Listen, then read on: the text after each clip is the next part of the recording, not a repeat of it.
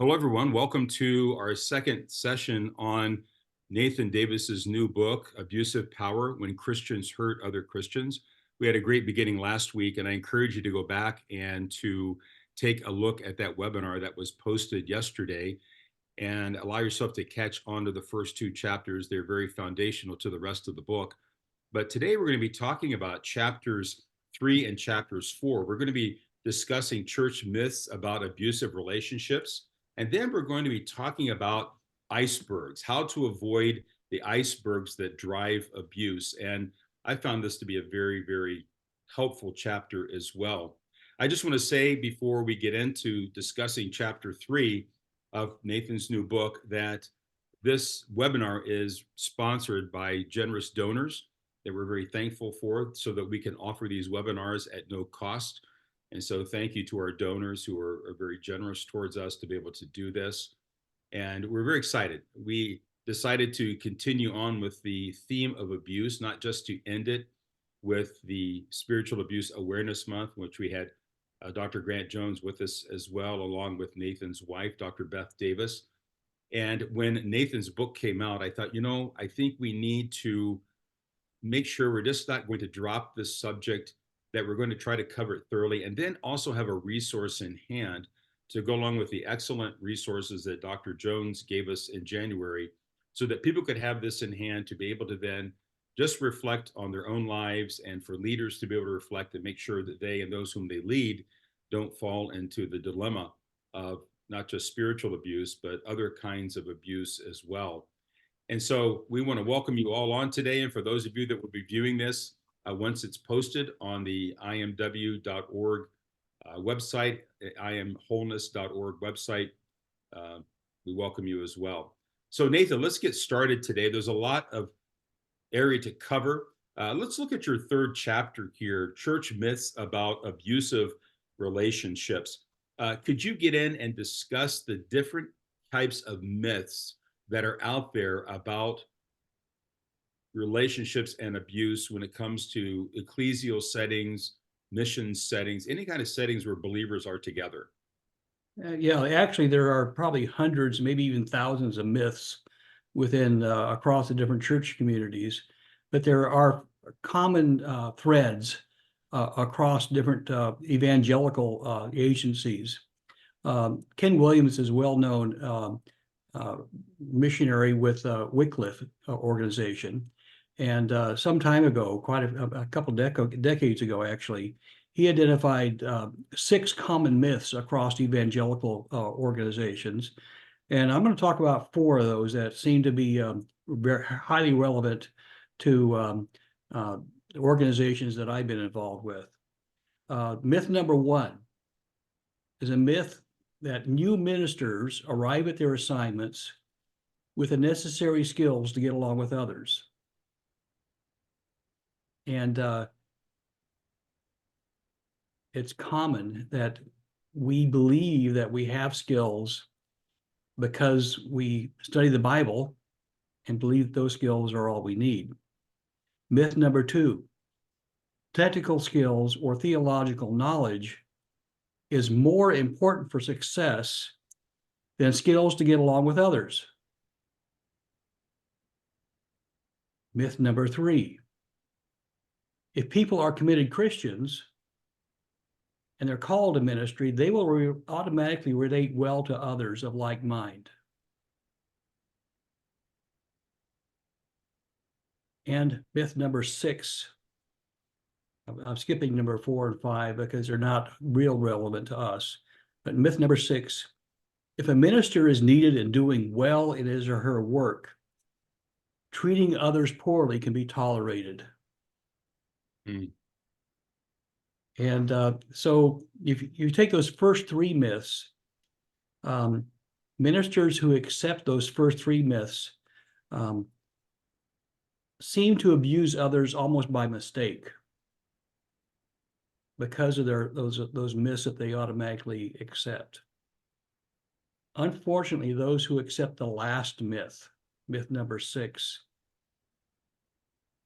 they seem to abuse others intentionally. And so there's a big difference when you get number 6. I can say number 6 again. If a minister is needed in doing well in his or her work, treating others poorly can be tolerated.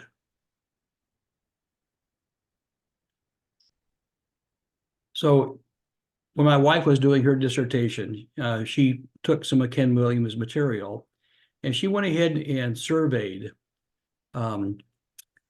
97 ministers across 11 countries and 3 continents to find out which of these myths, if any, are still relevant within my particular evangelical agency. What she found was that 31% failed to reject myth number 1, the first myth, that the new ministers arrive at their assignment already having the necessary skills. 18%, excuse me, I may back up. 48%, you might as well say half the people failed to reject myth number 1. 31% failed to reject myth number 2. 18% rejected myth number 3. And only 9% failed to reject myth number 6. So we were very pleased to see that. Looking into it more deeply, though, when we looked at myth number 6, we found that myth number 6 varies greatly by the regions of the world to which our ministers work. And so the variance was so huge that in one region of the world, 81% of the ministers failed to accept or failed to reject myth number 6. Again, the myth that if you're needed and doing well, then treating others can be tolerated. You would think that would be easily rejected, but in one particular region, 81% of the ministers failed to reject that particular myth. And that's the one that really, if you accept that myth, then it's almost automatic that you will intentionally abuse other people, either spiritual abuse or some other kind of abuse.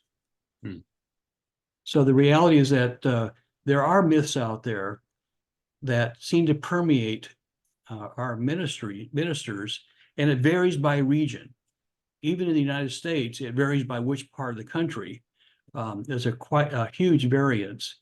And that kind of, when we accept those kinds of myths, it can actually cause very severe abuse. So there's also myths about power and control, separate from the myths that Ken Williams looked at. So for instance, myth number 1, since the pursuit of power represents a norm in the secular culture, it's acceptable behavior for the church. Of course, the Bible promotes servanthood rather than personal pursuit of power and ladder climbing. So that myth is totally debunked by the Bible. Myth number 2, if God allows the pursuit of power within the church, it must represent his will automatically because he allows it. However, sin and carnality are never accepted within the church and are always, they never represent God's will, regardless where it occurs. Myth number 3, if an abuser asks for forgiveness, then we must forgive and forget the abuse.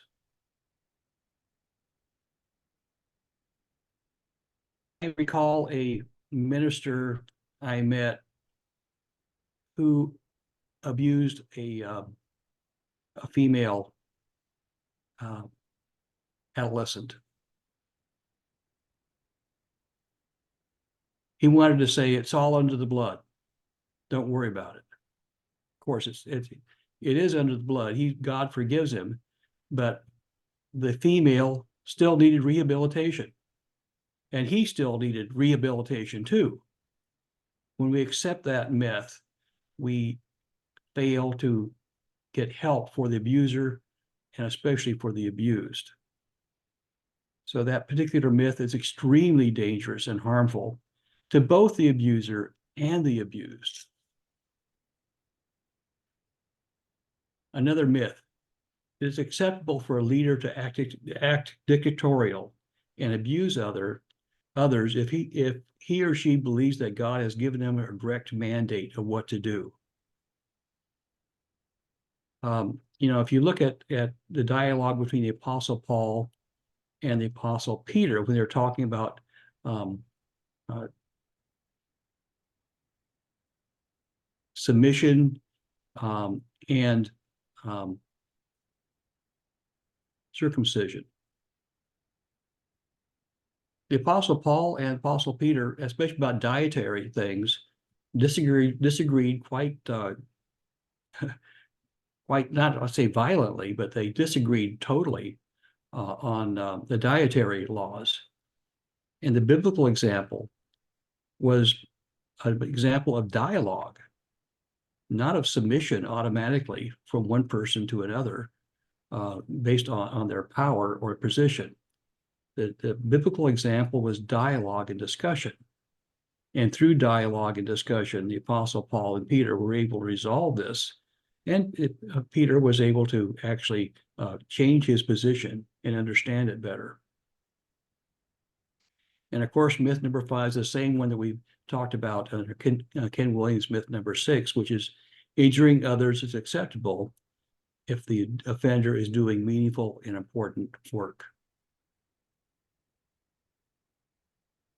That calls to mind the Good Samaritan story of the person who was injured and been robbed and was laying by the side of the road, and the priest passed by and failed to do anything. The fact that the priest was doing something important didn't mean that what he was doing there in that situation was correct or right. What he did was a sin regardless of his religious status and regardless of whether he was a priest or Levite.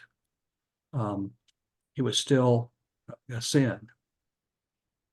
Jesus said, but you've neglected the more important matters of the law: justice, mercy, and faithfulness.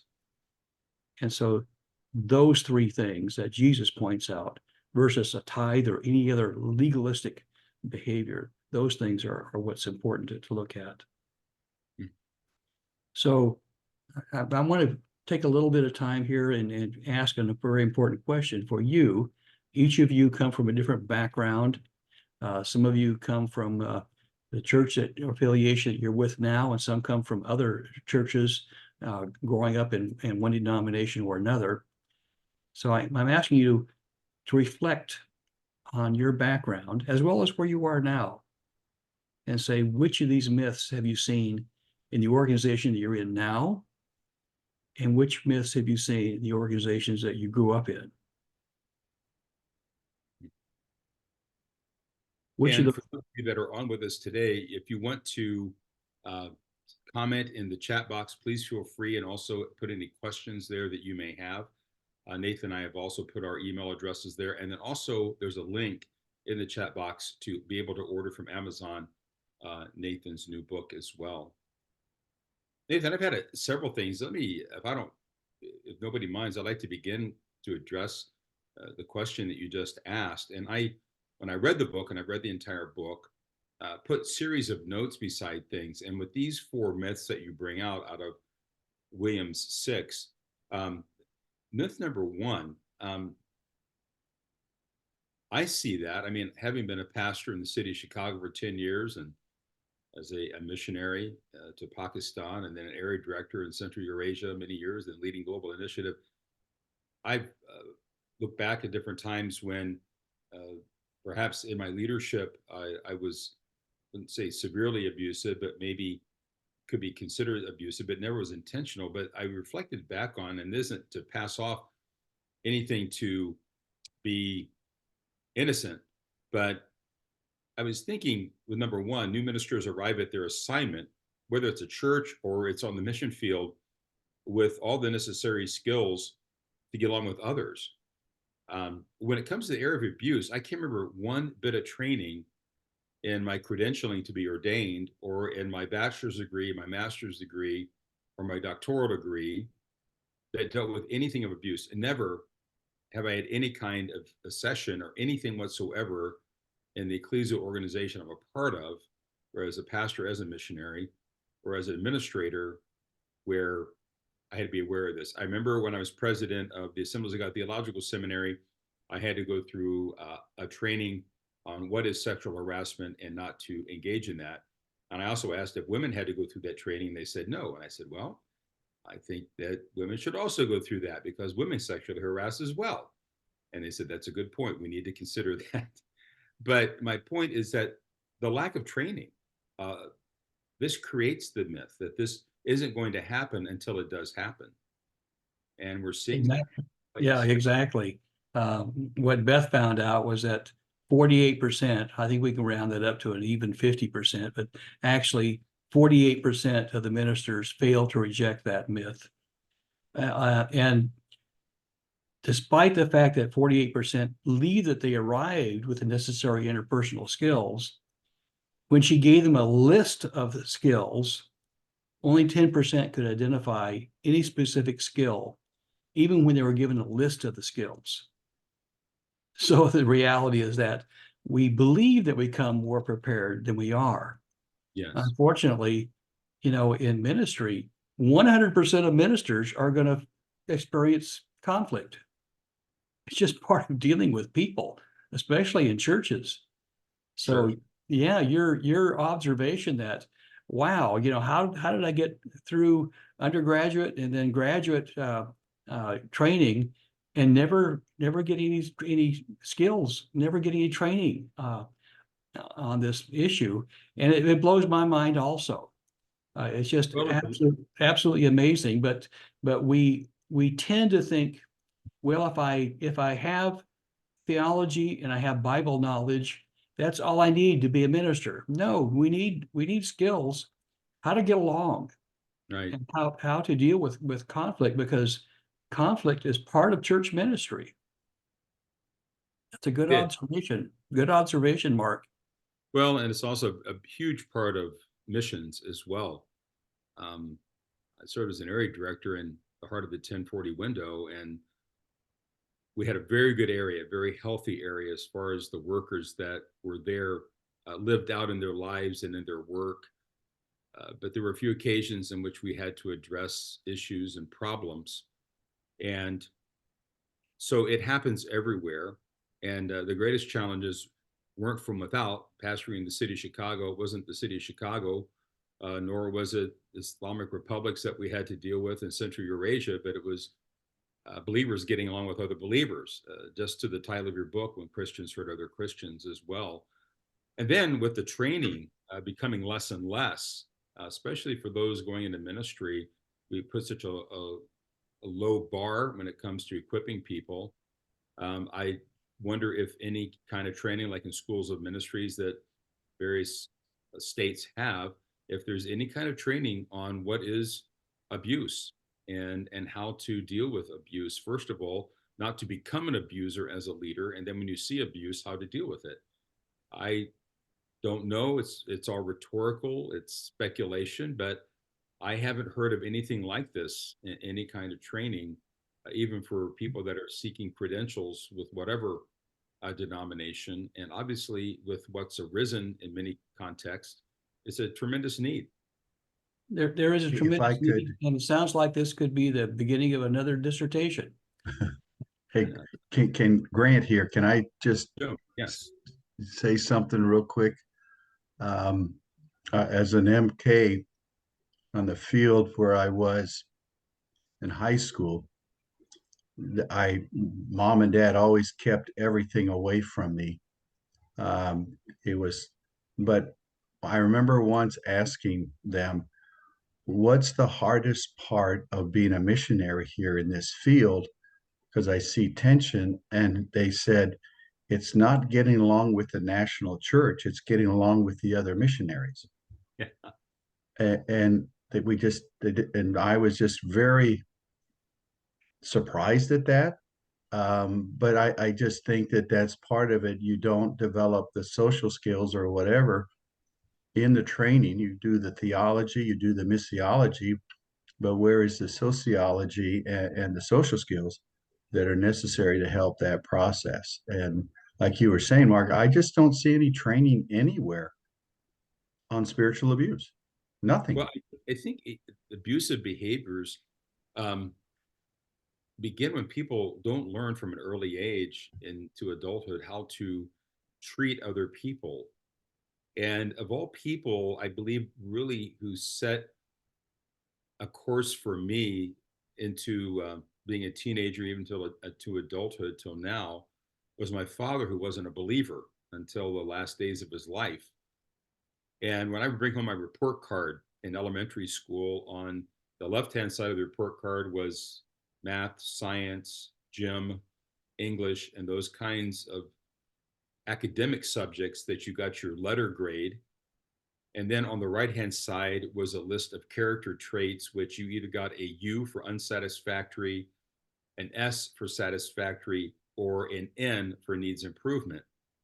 And my dad used to always go to the right-hand side of that report card every time I brought it home, which was the character traits. And the third one down was the trait of works and plays well with others.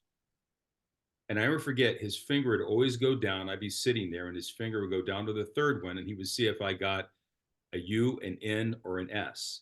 Well, I've never had much of a problem getting along with people. And I always had an S there. And he would say these words and they just stuck in me. And it was training for me. He said, "This is the most important thing on this report card: working and playing well with others. If you can do this, you'll go far."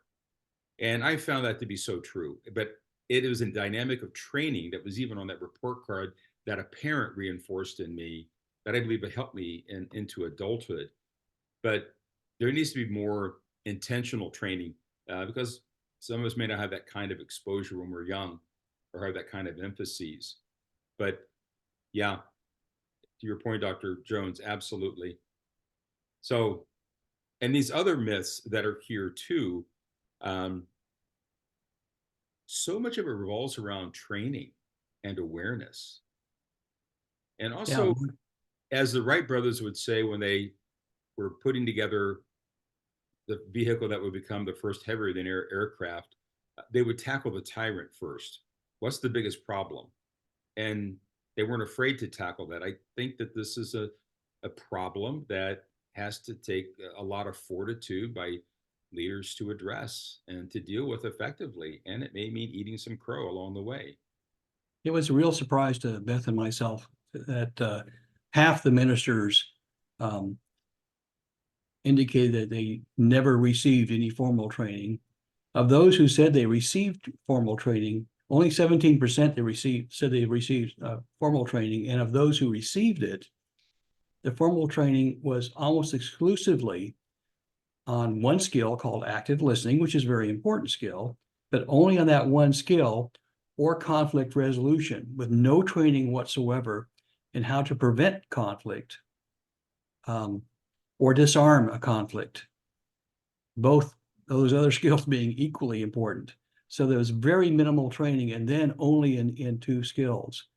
So yeah, we have a real lack of training for ministers in general, not just in the States, but overseas also, on how to get along with others, in spite of the fact that 100% of ministers will experience conflict, often very severe conflict. The research shows that at any one point in time, about 1/3 of churches are in major conflict with little training how to deal with it. It's sad, and it's unfortunate because it's easy to do this. It's not rocket science. In her research, Beth went ahead and then after doing the survey, taught 10 skills. And the research showed that the ministers learned the skills very, very well at the 0.001 confidence level, which is extremely, relevant. And even those who were veteran ministers and had been through tons of conflict, they found the skills very useful because they were new to them. They had just never been taught this material. So these church myths about conflict pervade us. It's a lack of training. When we have a lack of training on how to deal with conflict, abuse becomes inevitable. I believe we always hope the best in ourselves and in other people, but the problem is we're fallen. We're fallen, and we lack skills also. Right. The fallenness is just not an excuse to behave that way when God's given the truth and the cognitive ability to be able to learn and to grow and to change. And it takes I think, an honest reflection, almost to Psalm 139, search me, O God, and know my heart, test me, and know my anxious thoughts. See if there's any wicked way in me and lead me in the way everlasting. So there is ability to change and transform. And training is such a huge part of that. You triggered something with that training, Mark, that I have observed through the years. The prerequisite for being a missionary for years was to have been a associate pastor, minister, something for 2 years before, and plus a degree before you were approved to become a missionary. It seems like that no longer is the case. So you're missing a couple things there that I think could prevent some of the number 6 for sure, and especially number 1 is the idea of, okay, where have you trained people to have the skill set under supervision, like an internship, 2-year internship, where you've been coached, mentored, how to deal with conflict resolution, conflict management, and then develop a skill set other than just coming straight from college, without a degree in theology, without biblical training. And it seems like that makes it ripe for really significant conflict to occur and problems to occur, because you've removed a key training component that is to help you with being prepared to be a missionary with a number 1 and number 2 myth. That's kind of where I'm seeing this when you talk about that training. We've removed a key component of avoiding this kind of problem if you don't have to have credentialed ministerial work before you become a missionary. Right. And the real unfortunate part for us as ministers is that we work, because we work in a secular culture, our culture doesn't value having these skills. In fact, our culture has a whole set of myths that condone abuse and that are actually anti-biblical, but because we live in that culture and work in that culture, we tend as ministers sometimes to syncretize our own values to the culture that we're in. After all, we're brought up in that culture. And so there's a bestseller book that was put out a few years back called The 48 Laws of Power by Robert Greene in year 2000. Now that sounds kind of old, but I mean, it was a bestseller book in the United States. 48 laws on laws of power, which, our secular society loves laws of power. They see them as laws of success, secular success. Right. As you go down through those 48 laws of power that Robert Greene talks about, almost every single one of them directly contradicts scripture. But it was still a best-selling book. And so, I talk a little bit about that because we do tend to live with it in our culture. We have to, and it's easy then to start accepting these things. For instance, law number 2: never put too much trust in friends. Learn how to use enemies. Mm-hmm. Well, how does that compare to what Jesus said about enemies? He said, love your enemies. But the secular approach is learn how to use those enemies instead. Law number 3, conceal your intentions. Oh my goodness. That is so anti-biblical. And so you go down through the other laws. Pose as a friend, but work as a spy. In other words, be a fraud. And that's, number 14, still pretty high up in that list of 48. And so these are the kind of myths that are promoted in our secular society that if we don't really develop skills, intentional training and skills, as Grant is talking about, we end up adopting these myths and using them in our ministry without thinking, without even realizing it. And so I invite everyone out there, as you go down through the book and go down to this particular part, get a bright yellow or a bright pink marker and check off these secular myths that you have seen in your ministry or you have seen in your church and that seem to color the ministry. Because you will find a significant number of them that are colored, that we syncretize our theology to. That's so true. And actually, I did that in the book, Nathan, and it was very helpful to reflect on and to see where I had experienced the various things that you're talking about. So for those who do purchase the book, this is a very good thing to go through as an exercise that really hones this area and how it relates to one as the reader. I like to just point out some things. Glenn and Jan wrote a very interesting thing about training being added, and I said yes, it could be added. It should be added to those being trained to be pastors. It should be added in any kind of missionary training as well. And then for people that have got credentialing and that are in service, there could be value added training beyond, where at different kinds of settings, the element of abuse and so forth could be taught, as seminars and so forth in various contexts where ministers or missionaries gather together and go through something more intentional. We certainly have the people to do that kind of training in our circles. And then Lauren, we're going to wrap up this chapter here with this, and she makes a very good point, because even with the training, it doesn't mean that people are going to carry through with what's righteous.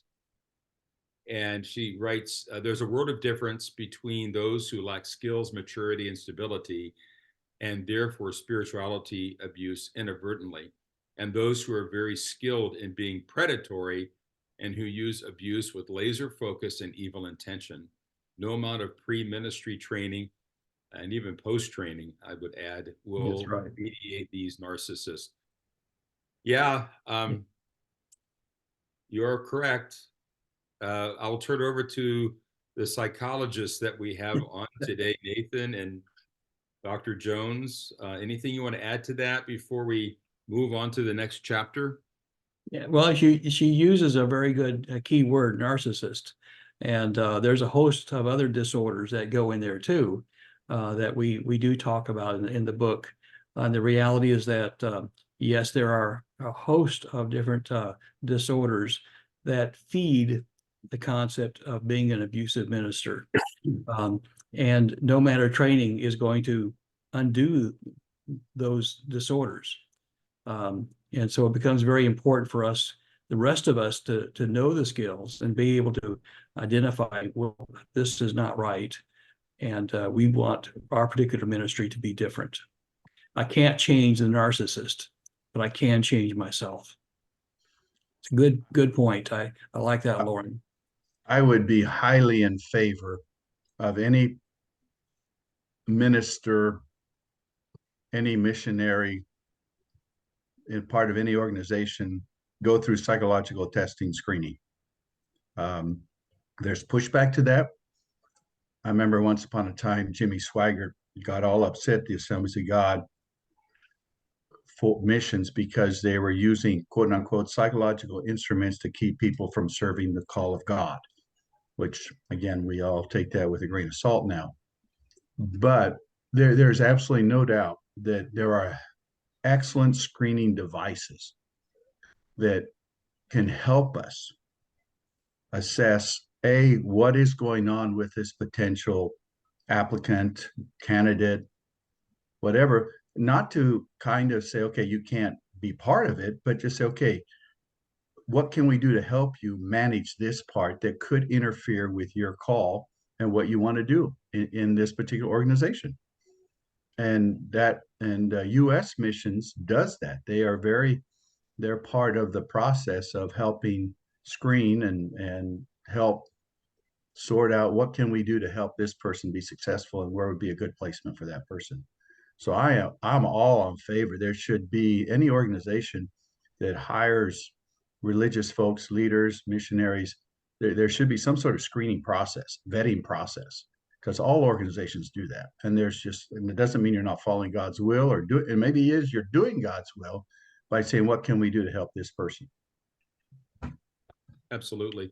When I went out in 1992, when Linda and I went out as missionaries to Pakistan, we had language aptitude testing, we had Bible knowledge tests, we had Taylor-Johnson temperament analysis and Myers-Briggs.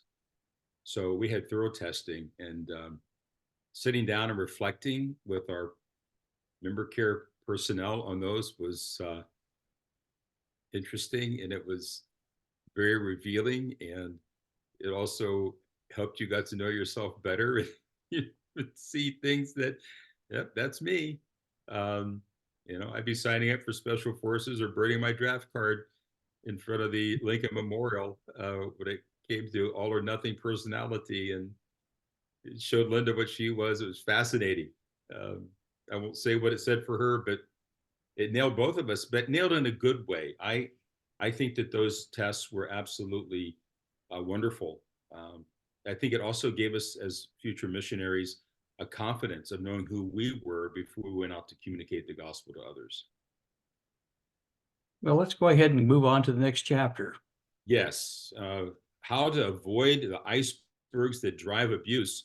I couldn't help thinking about the guy in the crow's nest on the Titanic as I read this chapter, and the failure of Captain Smith to turn to turn soon enough not to hit the iceberg. So Nathan, I would turn it over to you. How do we keep from sinking? Well, I like to think of the analogy of an iceberg. If you think of an iceberg, which part is the biggest part? Well, naturally, it's the biggest part is the part that's under the water that you can't see. What we see poking its head above the water is the tip of the iceberg. And sometimes we think that that's all there is, but the mass that's under the water is enormous compared to that tip. That tip of the iceberg represents the little events we see in our lives. We can see an abuse and say, how horrible. We recognize that it's an abuse. What we don't see is the hidden issues below the surface of the water that drive that abuse and cause it. And there can be literally hundreds and thousands of different hidden issues, but there does seem to be a common subset of hidden issues among ministers. And so that's what I'm really talking about in this particular chapter. The abuse works just like the abuse we see is a little tip of the iceberg. But below that surface of the water is the hidden issue that's causing that abuse. And when we can directly address that hidden issue, the person often says, I didn't even think of that. They just need someone to bring it up and help them recognize that abuse, and then we can go ahead and deal with it. So the acrostic, I'm always dealing with acrostics, trying to remember things myself. That seems to work well for the hidden abuses that ministers have would be what I call cleric, C-L-A, not spelled E, but C-L-A-R-I-C, C being for control and power, L for loyalty and commitment, A for acceptance, R for recognition and value, I for integrity, and C for caring. So this is not spelled the same way as you would spell cleric, but it's a different kind of a spelling based on the actual hidden issues. And there are ways to identify if there are hidden issues in the room or in the discussion that you're having. The first one would be wheel spinning. Wheel spinning occurs when you might be in a meeting and you're discussing an issue and you seem to go all around and discuss everything about the issue. But the next week, the same issue comes up again. Or the next year, the same exact issue comes up again. So that's called wheel spinning. It means you've gone around the issue, but you have failed to hit the bullseye, the real hidden issue. So when you fail to hit that real issue, you're wheel spinning. And that's what causes the issue to come up again and again and again, because you're talking about things around the issue, but everyone in the room is failing to see the real issue, which is often hidden for a variety of reasons. It can be embarrassment or just lack of or recognition. A second thing that hides the icebergs, that causes icebergs not to be recognized, we call it a trivial trigger. So you might be in a meeting, it might be even with your kid, a child, and you say a word or a phrase, and suddenly you see a huge emotional response that's inappropriate for the issue that's being discussed. That's what we call a trivial trigger.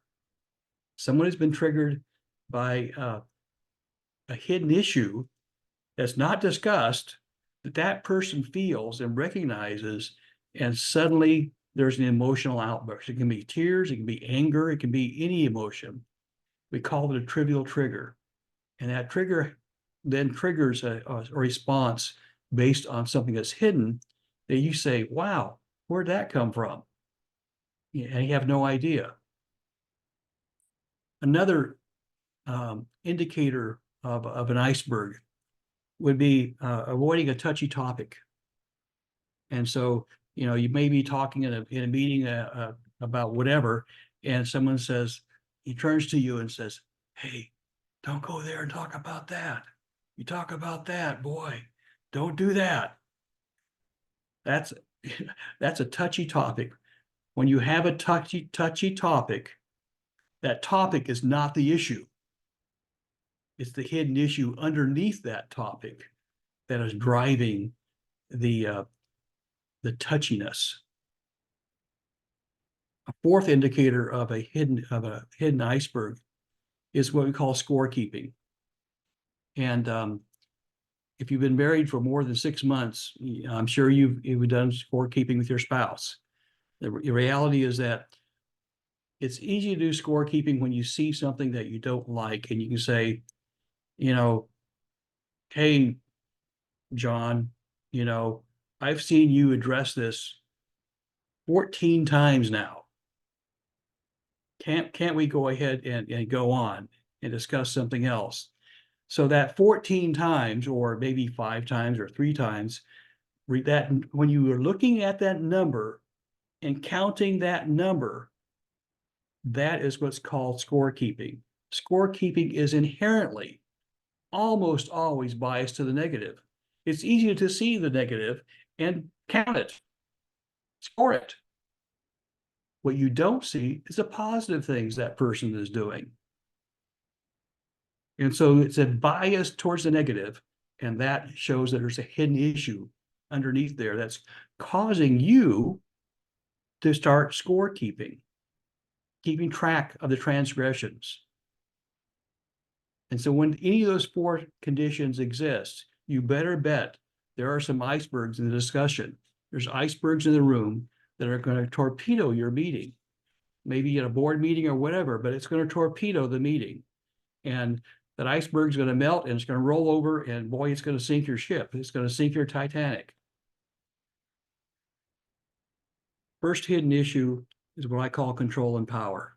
Boy, does that affect abuse? You better believe it. The reality is that control and power exists in every organization, and it's needed. Someone needs to be in control and power and make decisions, because it can't go to every person for every decision to poll every decision that's going to be made. It just is too inefficient. Someone needs to be control and power. The problem comes when someone misuses that control and power for their own benefit, as to the organization's benefit or the group's benefit. So you might ask, in a meeting, who is being controlled? Do I feel controlled? Is someone trying to take control of me? If you feel like someone's trying to take control of you, chances are they are. And that's why you're feeling that way. Another indicator that control and power may be involved would be a threat to quit. Um, I had someone in the Air Force when I was working that disagreed with what I was doing, and he threatened to quit. The reality is that is using control and power there, and it usurps any discussion. It's like, don't discuss this.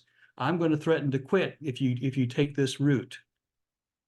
So when you see someone threatening to quit, it's a supervisor, I would say, I accept your resignation, because otherwise you're going to be there being threatened again and again and again. There's a hidden issue underneath that's causing that threat. And so try to go there. More church fights happen over this one issue, control and power, I think, than any other issue, any other hidden issue.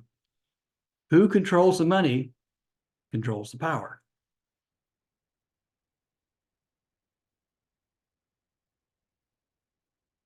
Any insights from you about that? I think it's very true. And I just happen to have come to mind, the old joke about, the church splitting over color of the carpet and that kind of thing. But, Yeah. It sounds trivial, but it's a power issue. Who's going to get their way or who's not? Oh, and a friend of mine in a nearby state where he pastors said that one of the churches in their state split over to wear masks or not to wear masks during COVID and afterwards. So it gets into all kinds of areas when it comes to power and control, even things that may seem trivial. Yeah. And so control and power is probably the most significant issue, but all these, I think there's 6 or 7 that we talked about there, all of them are prevalent in ministry. I think control and power is probably the most prevalent. But another one would be loyalty. Have you ever been in a church where when a new pastor comes in, everyone is expected to resign, or he fires everyone, and then he rehires those? Who does he rehire? Generally the ones who he thinks will be most loyal. And so that iceberg of loyalty then is the real issue, not the merit of the individual or their skills or their knowledge, but is this person loyal to me?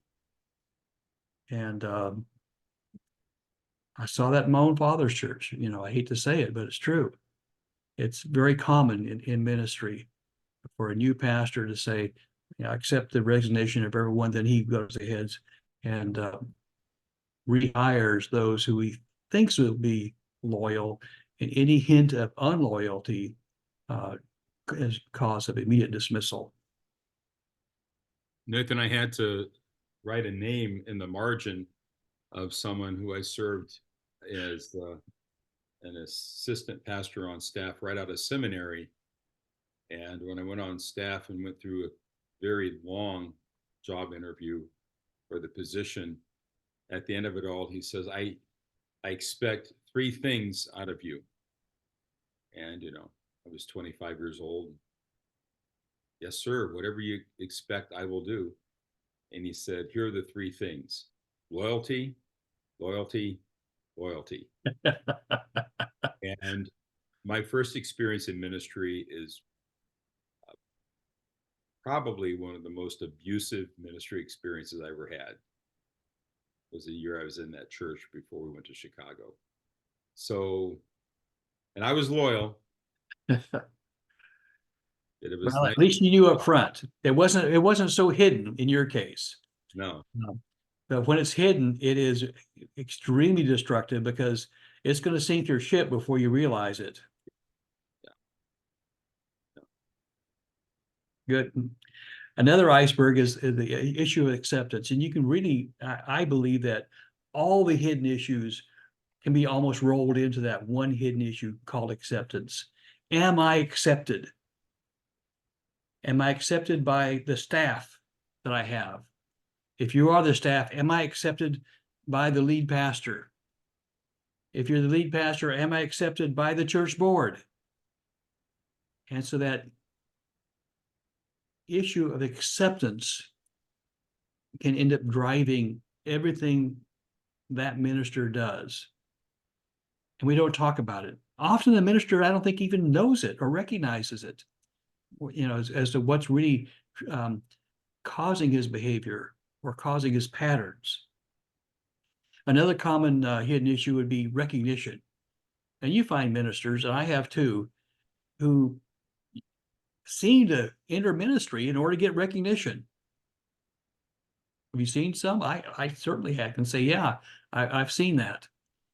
They desire recognition so much that they will go and become a lead pastor, seek that in order to get recognition. We call them narcissists. Be blunt about it. And they are out there. There's plenty of them out there.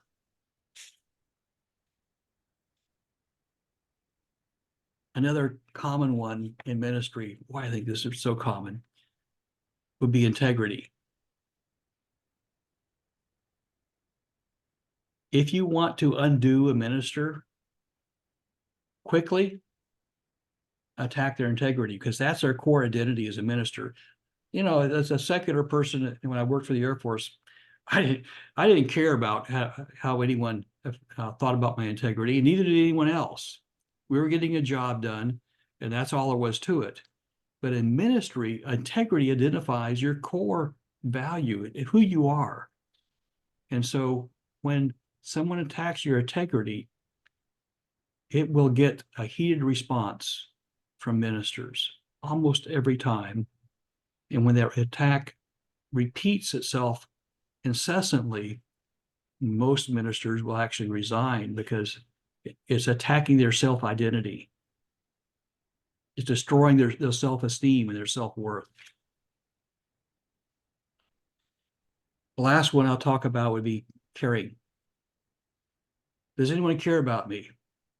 Well, that's the abused, the victim often feels like, does anyone give a care about me at all? And sadly, sometimes they are seeing it right, that no one does really care about them.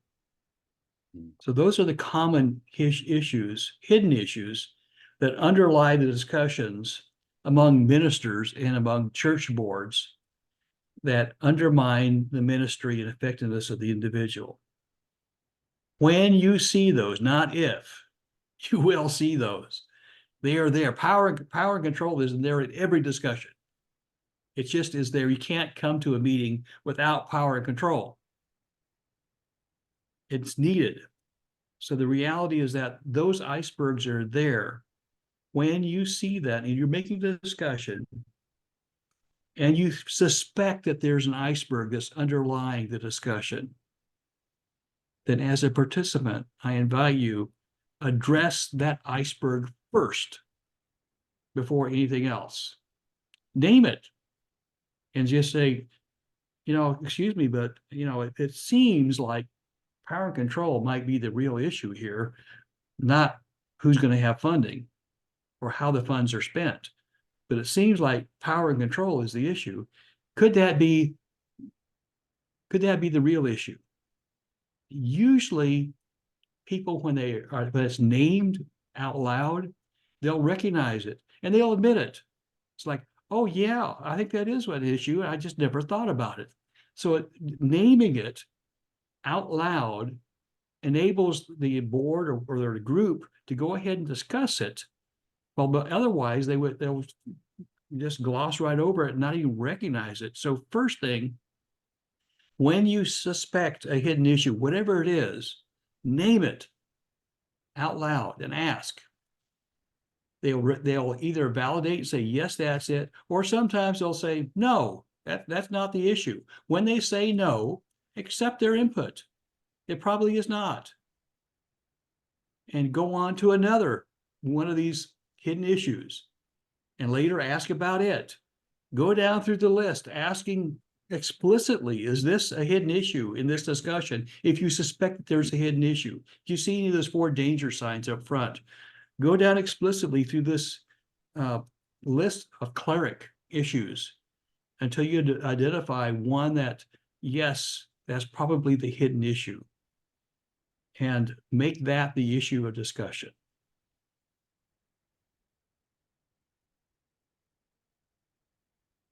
Any questions? I think we're running out of time. I don't want to go over.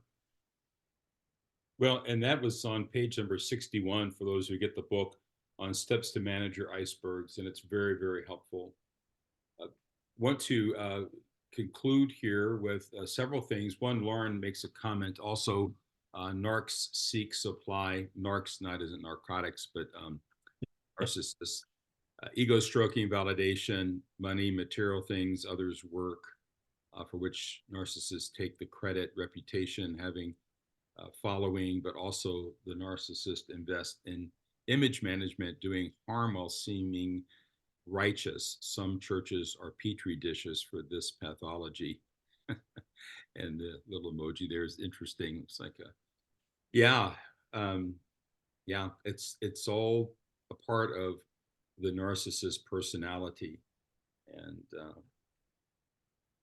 thank you for sharing that.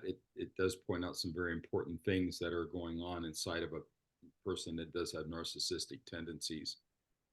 I just want to say thank you to everybody for being on today, and thank you to Nathan especially for the book and for the time to explain these things. If you want to go into greater depth in conversation, again, Nathan's email address is there, so is mine. And next week, we are going to be talking about chapters 5, 6, and 7. We're going to be touching on spiritual abuse, and then we're going to be talking about abuse by female submission doctrine, and then also the dynamic of sexual abuse as well. That webinar is going to be unique in that I'm going to be participating in it as I'm driving to Detroit to speak at a missions banquet fundraiser Friday night, and then speaking at the same church on Sunday morning. So I'm going to be literally on the road while we're doing the webinar, but it will go just fine. And so we encourage you to tell others about the webinar. Go to iamwholeness.org, see events, and there you can RSVP for the webinars. And then we also place the webinars on the archives under events as well. So if you know of other people that may benefit from this, be sure to let them know. So it's been great to have you all on today. And for those that will be watching this after it's posted, we pray that it's beneficial to you, and also feel free to contact us. So with that, we'll say thank you and goodbye till next week, when we will be meeting on March the 7th on Thursday, again at 12 noon Central Time. And so with that, God bless you and goodbye.